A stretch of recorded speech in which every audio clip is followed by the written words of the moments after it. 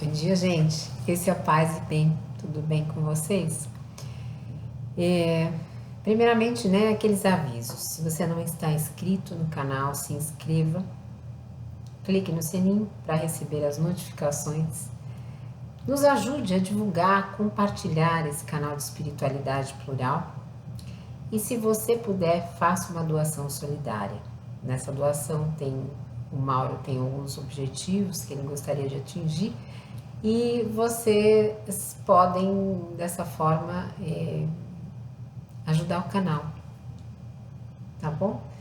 Então, no dia de hoje, primeiramente, vamos nos ligando a Deus, aquela inteligência suprema, causa primária de todas as coisas, elevando os nossos pensamentos e sentimentos para que possamos cada vez mais transformar momentos que muitas vezes não são tão alegres, mas que são momentos que nós estamos em aprendizado aqui na Terra. Para nós espíritas isso é um grande aprendizado. No dia de hoje, eu resolvi falar de um tema que não é tão leve, mas a gente pode olhar isso pela espiritualidade e revisitar um pouco o assunto. Eu vou pegar aqui minhas anotações, porque sem elas eu não consigo. Como eu leio muita coisa, eu preciso sempre ter essas anotações em mãos. Então, a primeira inspiração que me veio foi a seguinte: na parada LGBT de São Paulo, nós vemos muitas cores, as pessoas estão coloridas, a bandeira é colorida, e esse colorido, ele traz novas reações para o nosso olhar. É gostoso, né, ver aquele mundo colorido de alegria, colorido de amor, colorido de resistência, que não deveria, né, ser uma resistência, deveria ser uma diversidade acolhida. E não é, justamente por conta de relações abusivas que nós estabelecemos em sociedade, que é o tema de hoje. Mas quando eu vi aquele monte de cores, no final de semana eu estava lendo um livro sobre Miron. E esse pintor, neste livro, me chamou a atenção, eu deixo aqui a descrição do livro no vídeo, que tinha um dos títulos, né, dos subtítulos dentro do livro, era um monge, um soldado e um poeta. Eu nem sabia dessa dimensão mais espiritual de Miró. E ali se dizia que a religiosidade de Miró era um idealista e ao mesmo tempo um moralista, porque ele revelava certas exigências com relação a si próprio, e ele tinha uma religiosidade que era de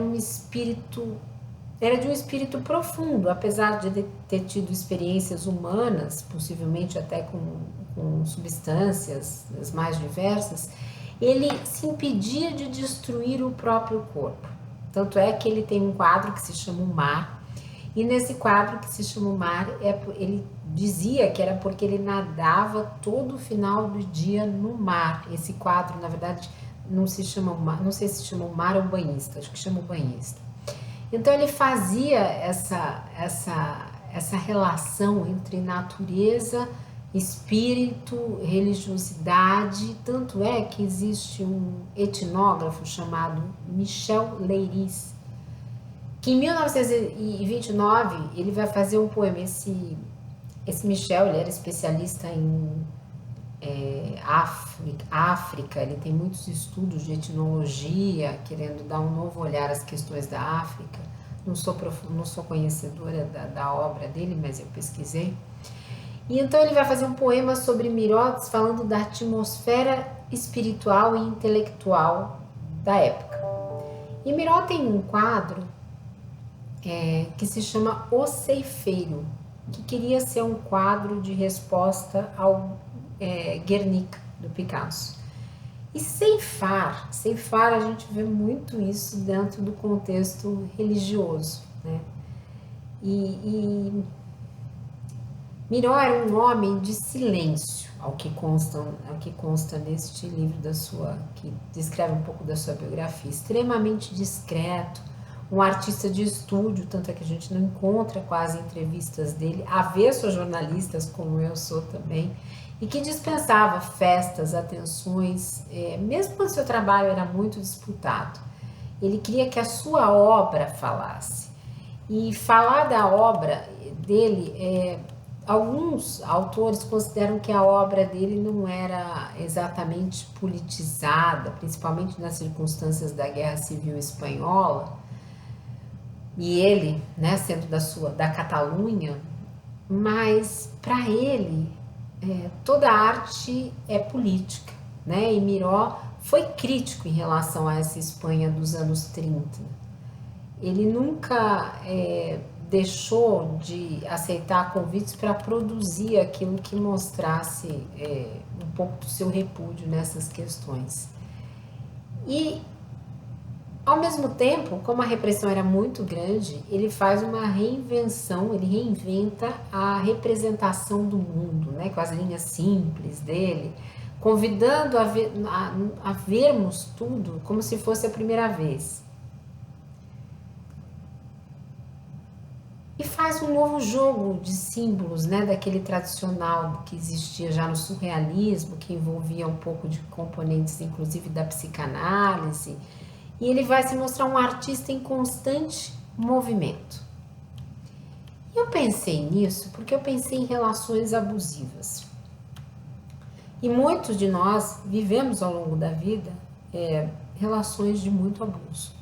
Mas a relação de abuso principal que eu vi na questão da espiritualidade foi essa marcha para Jesus, onde o nosso desgovernante mor foi convidado. Eu não falo o nome dele por uma questão de não cair o padrão vibratório, eu acredito nisso como espírita. Então, quando ele vai nesta marcha e sorridentemente oferece armas, mostra a morte como uma expressão de Jesus, isso é uma relação que não é a relação que nós temos com espiritualidade, é uma relação abusiva. Está abusando, cooptando Jesus para uma sentença de morte. O Mauro fez um Paz e Bem sobre isso. Mas existe também um componente aí de um narcisismo que é patológico. Nele, no juiz do desgoverno, que agora é ministro, que são pessoas que tentam mudar a nossa visão de mundo, a visão dessas cores, a visão do amor, a visão de Jesus, que odeiam se sentir desafiados e qualquer tentativa de conversar sobre o comportamento mal deles, ou sobre, eu não gosto muito da dicotomia bem e mal, mas pode causar uma explosão de fúria, e aí vem um decreto, eles deixam entrevistas, eles, enfim, fazem de tudo. Por quê? Porque os narcisistas, eles odeiam se sentir confrontados, desafiados, ter qualquer tipo de diálogo, de conversa, e isso para eles fere esse falso eu, essa imagem de bom mocismo, como por exemplo o nosso atual ministro da Justiça tenta passar, porque aquilo é um falso eu dele idealizado, ele sabe que ele não é aquela pessoa boa. E os narcisistas, quando eles estão nessa fase mais crônica, eles lidam muito mal com a frustração das suas expectativas, né? Então, não aprovar isso, não aprovar aquilo, não conseguir andar, são motivos para eles estarem sempre em vigilância, estarem sempre, de alguma forma, tentando endurecer, né? Mesmo que seja endurecer com Jesus. Isso acontece, eles estão tentando endurecer com Jesus e Jesus. E nos relacionamentos amorosos, nós também temos isso, e temos as pessoas que são vítimas, né, desses narcisismos. Um pouco de narcisismo nós temos aqui mesmo, eu falando pela câmera para vocês, pode ser uma experiência narcisista, e isso faz parte da natureza humana. Mas quando o narcisista ataca nessa fúria, ou ele é agressivo, ou às vezes uma agressividade pacífica, né, de silêncio injustificado e cara fechada, outras vezes tem episódios violentos, outras vezes tenta dar o troco. E nós estamos sendo, assim, nós estamos vivendo, né, várias formas desta violência, né, que essa violência pode ser verbal, pode ser num relacionamento amoroso, pode ser sexual, pode ser física, mas existe a raiva, a raiva das coisas que eles jogam. Então, cada vez que essas pessoas se sentem agredidas, elas tentam jogar, colocam um general no poder, endurecem alguma coisa, assinam mais um decreto, só decreto em cima de decreto. Então é como num relacionamento amoroso, aquela pessoa, aquele parceiro ou parceira, né? Mas são homens narcísicos que batem porta, quebram móveis, paredes e tudo isso. Mas a especialidade deles essa violência verbal, né? Ou no caso do desgovernante Mor, a violência das imagens, porque é de uma violência muito grande nós vemos o nome Jesus ao lado de armas. Isso, para quem acredita, é de uma dor imensa. A pessoa fica até confusa, né? Acaba duvidando da sua percepção e fala: não, essa foto não pode ser verdadeira, não é possível que isso tenha acontecido. Deve ser uma montagem. Nós estamos tão acostumados às notícias falsas que eles produzem que no primeiro momento você pensa que também é uma produção de alguma coisa e depois você olha e reolha. E, de repente, uma grande parte de nós está percebendo o seguinte, que tinha gente que estava cega, mas que não são mais cegos. E isso me lembrou uma parábola que Jesus nos contou, né? Que era a parábola dos 3 cegos. Então, um homem rico e generoso, eles ainda falam assim nessa parábola, é coisa rara, né? Ele ofereceu uma moeda. Então, ele ofereceu uma moeda para o primeiro cego de nascença. Ele, amargurado pela miséria, nem mesmo abriu mão. Abriu mão, não fez nada com essa moeda. Que parece ser o caso dessas pessoas que marcham em favor dessa morte. O segundo estendeu a mão, maquinalmente, mas logo repeliu a oferta. Que são aqueles que estão vendo todas essas questões desse desgoverno e ainda assim estão mandando correntes e preces pelo ministro que tem áudio vazado e atestado para tudo quanto é lado, para todos os lados possíveis. Então o pessoal ainda está mandando corrente no Facebook, né? Vamos orar pelo venerando juiz de primeira instância, atual ministro. Então são os cegos que não entenderam muito bem, né, o que está acontecendo. E o terceiro cego, cheio de fé em Deus, de inteligência, ele pegou aquela moeda, apalpou, levantou, abençoou, ou seja, agradeceu, né, por ter aquilo e foi para a cidade vizinha ver o que faltava à sua existência. Então, eu acredito que tenham pessoas que nessa marcha, de repente, acordaram desta cegueira e resolveram procurar a iluminação. Espero que venham aqui conosco no canal Paz e Bem.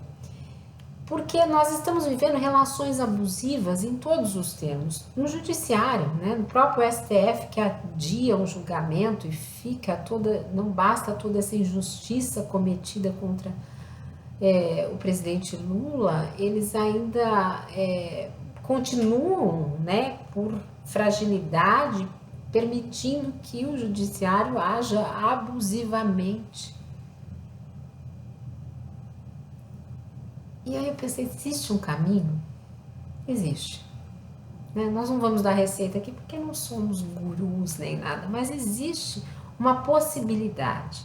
A possibilidade é de nós trabalharmos, e nós temos feito isso aqui no canal Paz e Bem, essas interconvicções progressistas como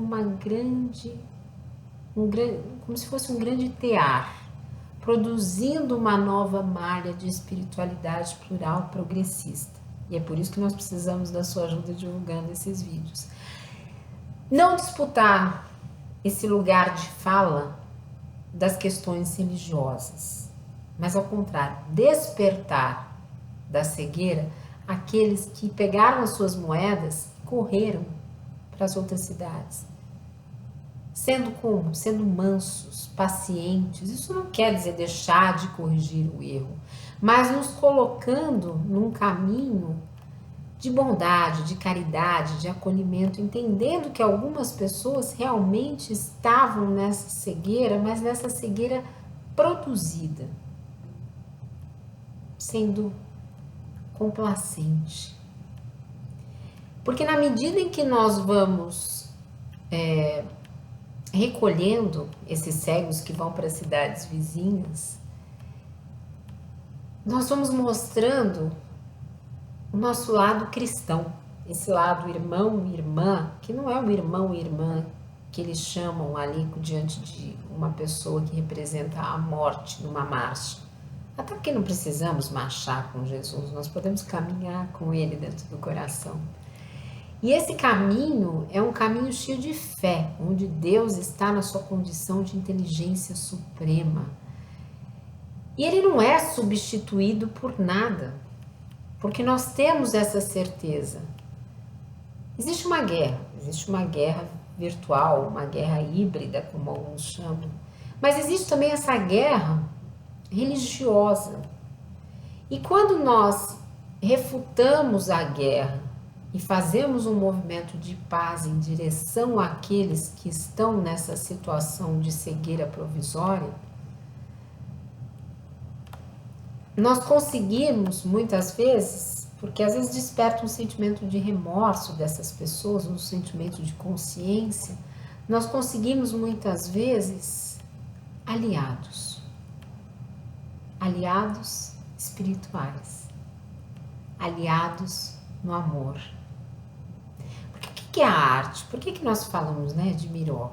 E na Revista Espírita, Allan Kardec nos traz uma psicografia, na verdade, do médium senhor Didier, que era um amigo dele, no mês de maio de 1861, que eles dizem assim, olha, a arte é o belo, o verdadeiro, o bem, a música, que é um dos ramos que mais toca o coração, porque muitas vezes com a filosofia a gente passa um pouco pela melancolia. A música é a arte que vai direto, aquela sensação que nós compreendemos de imediato. A pintura, a arquitetura, a escultura, elas podem ainda atingir primeiro uma questão cerebral, passa pelo cérebro, a gente tenta fazer uma interpretação, se não estivermos muito abertos a contemplar, que é aquela questão de se entregar, a arte, mas a música, a poesia, elas nos tocam de imediato, eleva a alma, eleva os pensamentos. Então, neste momento, nós temos essa condição, principalmente, as pessoas progressistas que são muito dadas à arte, à literatura, à poesia, à música, enfim, as várias formas de expressão, de começarmos a construção de um Brasil feliz de novo, ao som de uma espiritualidade plural. Quando nós desconstruímos essas relações abusivas que nós estamos vivendo. E para isso, tem um livro que eu fui buscar aqui, que é muito, muito interessante, porque ele é da editora Comênios. Eu vou pegar mesmo o livro, porque eu não transcrevi para o computador por falta de tempo no dia de hoje.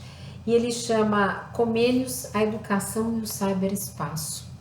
E Comênios, ele foi um educador, tcheco, que há 300 anos atrás já falava contra as armas, por isso que eu fui buscar Comênios. Mas em determinado momento, ele vai propor uma educação global, que é chamada de pansofia.